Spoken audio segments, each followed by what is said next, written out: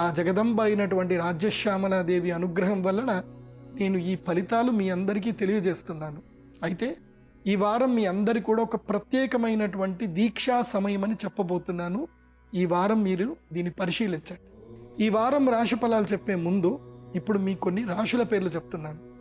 ఈ రాశుల వారు 100 రోజుల దీక్షని నేటితో స్వీకరించండి. ఎందుకోసమంటే ఈ 100 రోజుల తర్వాత మీ గ్రహస్థితులు మారబోతున్నాయి.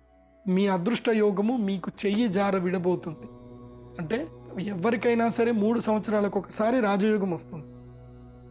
మిథున రాశి, అదేవిధంగా మీనరాశి, సింహరాశి, తులారాశి, ధనుస్సు రాశి, ఈ రాశుల వారికి గ్రహస్థితి చాలా బాగా ఉంది ఇప్పుడు.